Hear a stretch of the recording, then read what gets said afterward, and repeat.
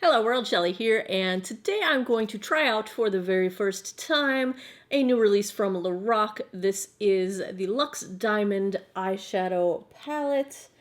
Super pretty. Reminds me a little bit of a Huda Beauty palette.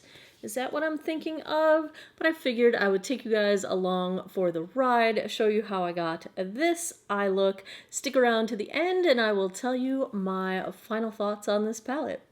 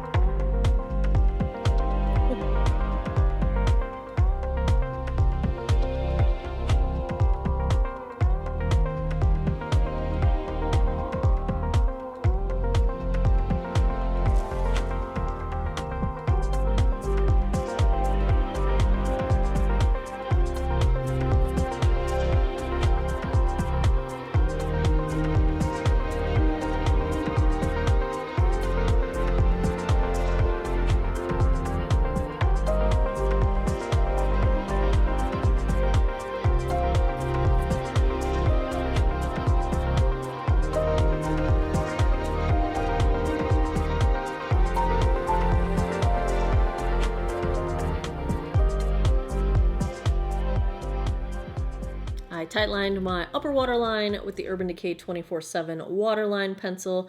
Mascara, we're going to call this Dang Girl to keep this repeatable at a 5-year-old's level.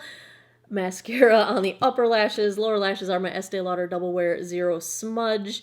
And my lip is e.l.f. It's one of their liquid lips. And Blushing Rose is the shade.